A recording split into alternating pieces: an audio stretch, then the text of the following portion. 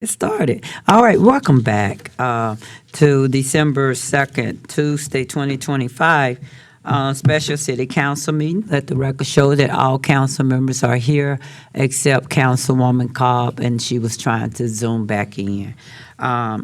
So can I get a motion to approve the agenda? Councilmember, Mayor Pro Tem. Madam Mayor, I move to approve the agenda for the special city council meeting. Councilmember Alvarez. Mayor, I'll second that motion. Thank you. We will now go into our public hearing.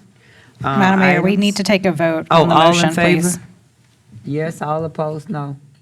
Thank you, Madam, who over there? Secretary, City Secretary, thank you. Motion carries 6-0. Whenever you're ready, Madam Secretary. Is Councilwoman Cobb on? Okay, thank you, Francisco. Yes, ma'am, whenever you're ready. Yes, ma'am. PH 25073, hold a public hearing and inform the public of a comment period from December 8th, 2025 through January 6th, 2026 to receive citizen participation and comments regarding substantial amendment to the 2025 through 2026 annual action plan for the reprogramming of CDBG funds in the amount of $1,349,445.69. Thank you. Good evening, Mrs. McNair. Good to see you. Good to see you Miss too. McNair, sorry about that. Thank you. On July 15, 2025, staff presented an update to council on the Reunification Center project, a city-owned emergency shelter facility. Council provided a motion of direction to suspend the project until further notice. Additional direction was given on how to proceed with preservation or reallocation of the project funding. The CIP is continuously, at this point, being held. And our Community Development Block Grant, we were instructed to reallocate the funds to a CDBG eligible project. As noted in that presentation, reallocation of CDBG funds requires a substantial amendment to the annual action plan. Substantial amendment occurs when there's a change in the purpose, scope, location, or beneficiaries of an activity or project. On August 27th, CDAC recommended a second substantial amendment to the annual action plan for program year 2024 for the reprogramming of the CDBG funds in the amount of $1,349,445.69 from the Reunification Center to the Hereford Community Center and Senior Wing Project. On September 16th, a public hearing was held to publicize a comment period for the proposed second substantial amendment. After the public hearing, staff became aware of a potential compliance issue if the CDBG funds were to be reprogrammed to the Hereford project, compelling the withdrawal of the proposed substantial amendment, second substantial amendment. Public notification of the withdrawal was published on September 21st, 2025, and we also made sure that the places we were going to have the draft amendment available, that it was, there was publication there for the public if they wanted to review. Reprogramming of the funds is still necessary to maintain compliance with HUD. CDBG funds allocated to the Reunification Center totaled $1,399,103.09. The balance is $1,349,445.69. This table here shows where the CDBG money was awarded from those different years, and then what we spent and how much remains. CDAC was convened on November 12, 2025. CDAC received a presentation from staff, which included an update on the proposed second substantial amendment. For 2024, staff requested that CDAC consider reprogramming the available CDBG funds from the Reunification Center to the Hereford Community Center project and the Killeen Community Center ballpark water reuse irrigation system. CDAC was presented with the following options for reprogramming: the purchase of kitchen appliances, furniture, and IT installation of systems throughout the Hereford Center, funding of design and construction of a new reuse water supply and for an irrigation system at the Community Center Park, or not to fund either project in the current program year, making the funds available for reprogramming in program year 2026, which would be our fiscal year 2027. CDAC members present voted unanimously to recommend the following funding be reprogrammed for program year 2025, and that's $349,455.69 to go towards the appliances, furniture, and IT as applicable, and then $1 million towards the design and construction of a new reuse water supply system for the community center ballpark. The comment period allows for additional input from the community. Comment period will be open from December 8th to January 6th. Comments may be submitted in person, in writing, or via email.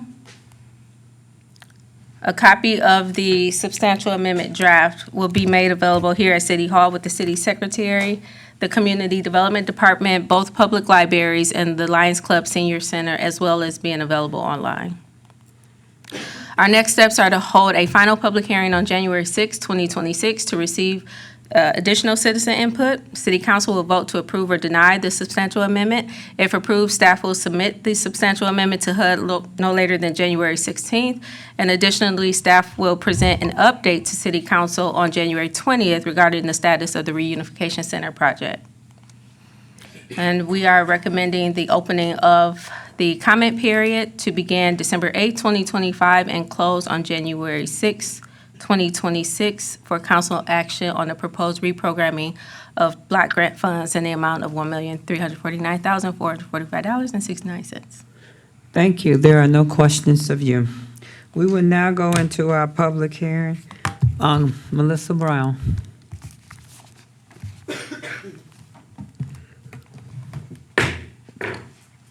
Public hearing is open.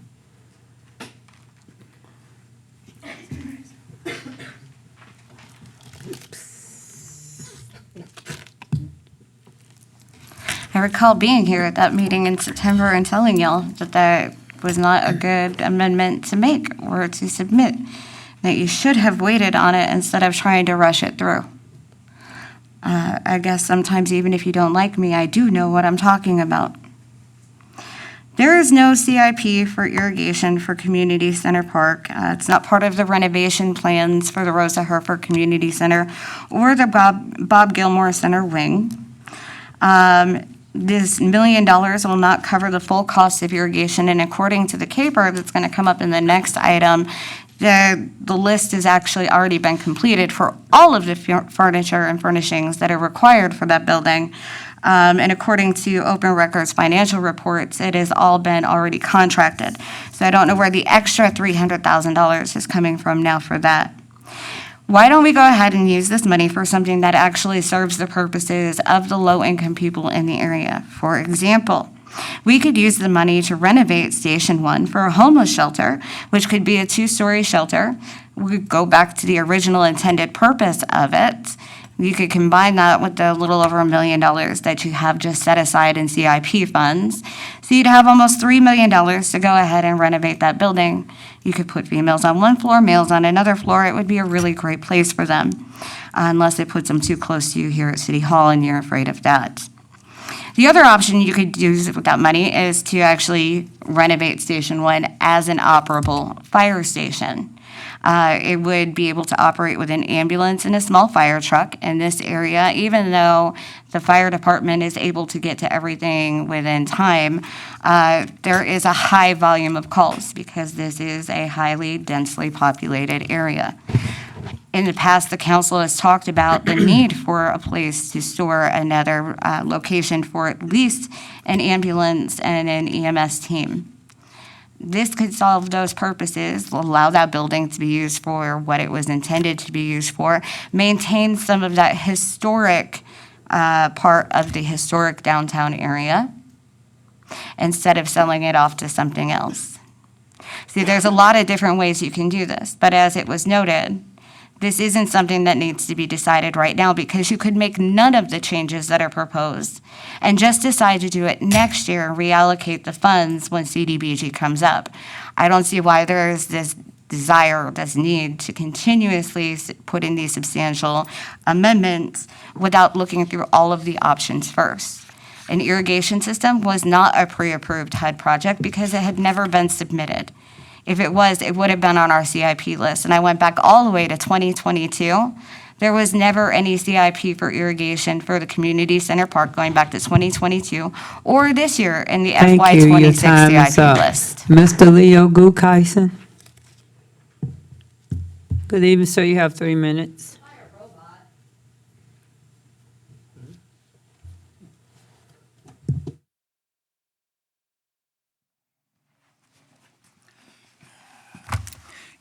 Good evening, Madam Mayor, Mayor Pro Temp, City Council, City Manager, and everybody else attending. I just have three things here about this, the refunding to the Rosa Harford Colleen Community Center. One is, what's the cost as of now on this renovation project? Because it seems like there's been numerous other actions putting money into this program. So can anybody give me what the roughly cost of this has been up to date? Okay, that's no problem. And other use when we were talking about this Fire Station 1, use this money because we like to support museums. Why not turn the Fire Station number 1 into a fire department museum for the city?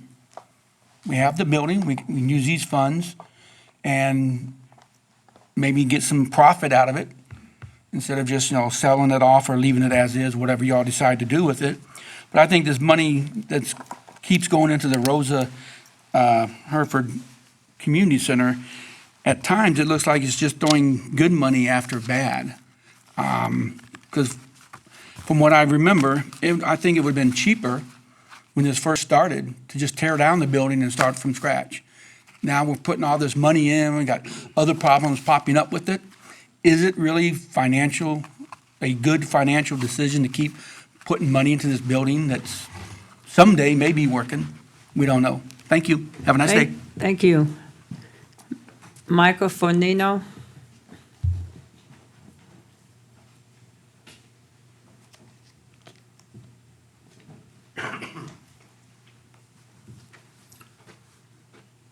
I have some of the same general concerns. CDBG, Community Development Block Grants. Ideally supposed to be going toward those who are less privileged or disadvantaged by location or means or anything like that. While the community center being a long-standing incomplete project that nobody can seem to finish, the city manager certainly doesn't seem to have any responsibility for it. I mean, that's day-to-day operation. I mean, there comes a point in time where got to come off the high horse and come off the third floor like he's Howard Hughes hiding up there. He's got to go down there and put his foot in somebody's rear end and get the job done, just like all the other stuff. Like this money could be going to any other number of things. The areas that people have gotten letters about lead contamination and stuff in their water to help abate the costs for problems that they inherited or always had and didn't know it. But the city's at fault for causing that. You'd be redirecting the funds toward those, the spirit of what those funds are supposed to go to. But instead, all I see is a bunch of consideration of, hey, let's do another feel-good project that may or may not be completed on time or at all. I mean, you folks have to get your heads together on this. I mean, it seems like there's a lot of things that are started conveniently when it comes to close to campaign season or announcing that you're going to campaign. Oh, we're going to do this. Oh, we're going to do that. And then after the campaigns are over, win, lose, or draw, oh, well, we never really had the power to do that. How about we allocate these funds in the spirit of what they were supposed to?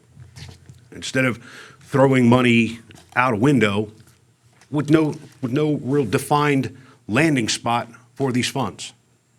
And a little bit here, a little bit there. Let's finish one job before we start another. Let's say, as I said before, any job, big or small, do it right or not at all. Well, quite clearly, looking around the city, we can't walk and chew gum at the same time. There's so many uncompleted, unfinished projects Gilmer Street, et cetera, et cetera, et cetera. I mean, I'm not telling tales out of school. You know, we're going to say, oh, he's speaking out of his rear end and talking crazy. No, look around.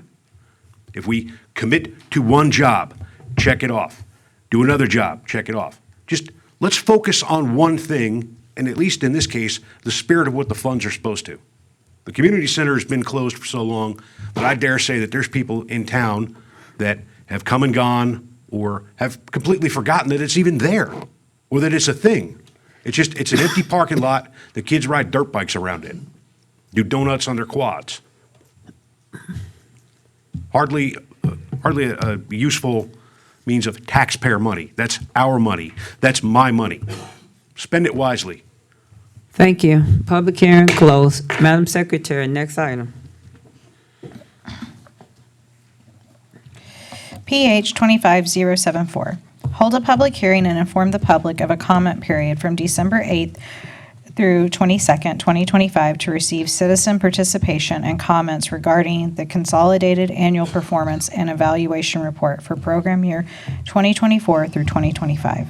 Thank you. Welcome back. Thank you. HUD requires entitlement communities that accept and administer entitlement grants to complete, allow public comment on, then submit HUD annual reports. Every 3 to 5 years, a consolidated plan must be drafted and submitted to HUD. Additionally, each year of the consolidated plan must have an annual action plan approved by HUD before a funding contract is offered to the entitlement community. At the conclusion of each program year, the entitlement community must submit a consolidated annual performance and evaluation report, called a CAPER, to HUD. This report is meant to inform HUD and the public on the progress and the entitlement community made in carrying out its consolidated plan and its action plan. This visual just shows the elements of the planning process, where we start with citizens' participation. We do our annual awards, the program year, and here we are with the public hearing for public comment for the CAPER. The CAPER in general must include a description of the resources made available, investment of available resources, the geographic distribution and location of the investments, families and persons assisted, including racial and ethnic status, actions taken to affirmatively further fair housing, and other actions described in the comp plan and action plan. HUD will review the performance report and determine whether it is satisfactory. If a satisfactory report is not submitted in a timely manner, HUD may suspend funding until a satisfactory report is submitted, or may withdraw and reallocate funding if HUD determines, after notice and opportunity for a hearing, that the community will not submit a satisfactory report. The City of Killeen's CAPER is due on December 29th of each year. HUD requires that a minimum of 2 public hearings are held. Each public hearing must take place at a different state of the program cycle. Together, the hearings must address the community development and housing needs, development of proposed activities, that's the annual action plan development, and review of the program performance, and that is your CAPER. This is just a look of what we received over the last 5 years of CDBG funding, and we have a balance of $1.6 million to almost $1.7 million. This also includes the $1.349 that we have set aside for the Reunification Center, which was the previous presentation. Some of this money includes funds that wasn't spent by some of the subrecipients. It could be funds that we had left over from administration, so that's what this total here reflects.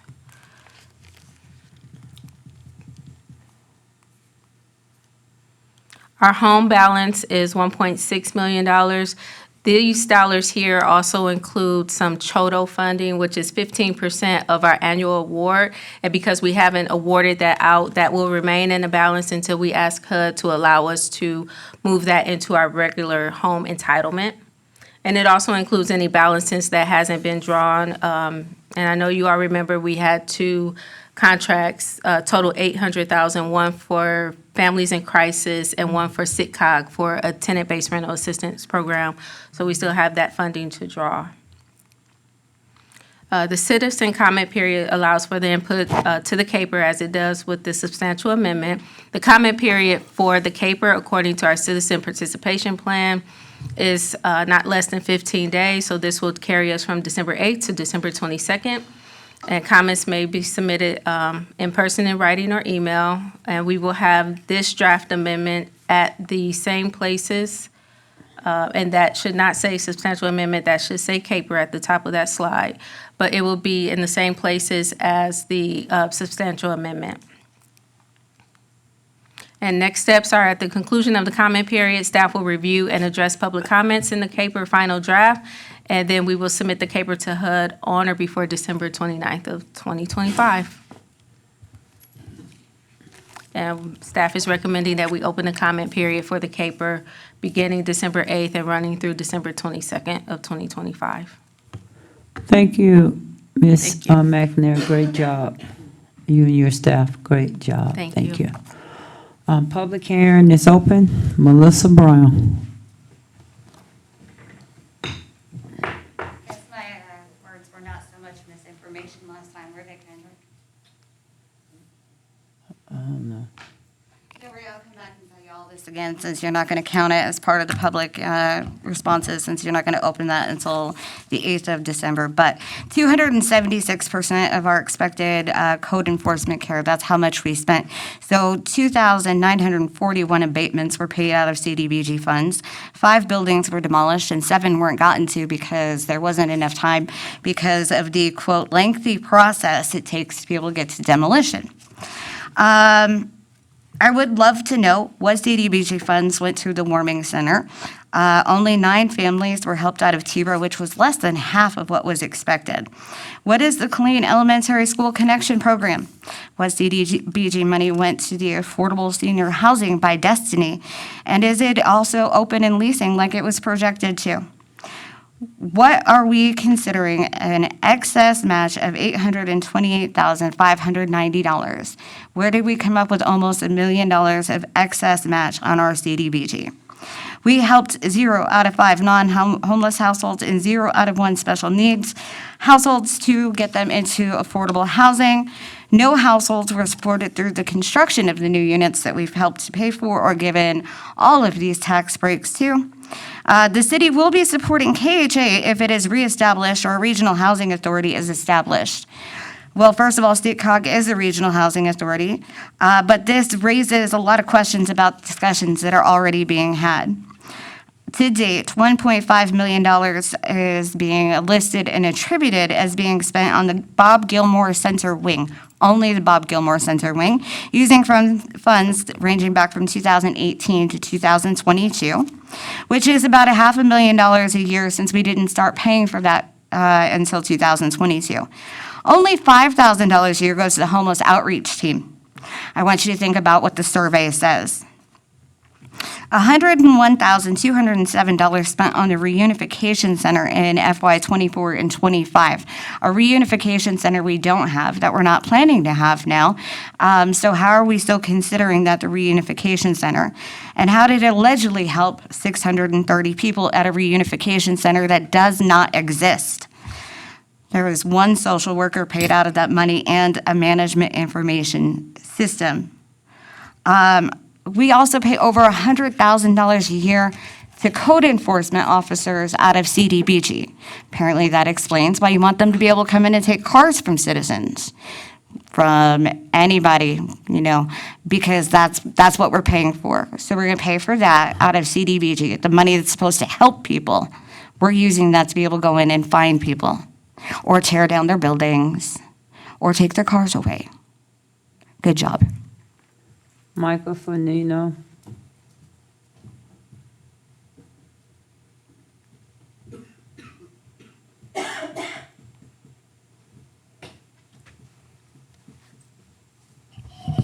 My remarks on this are largely cautionary. Housing and urban development, not an entity that this city has a very good relationship with. When it comes to KHA, may I remind you and anybody watching at home, there's already been an arrest with federal prison time assigned and sentenced to somebody who is mismanaging those funds.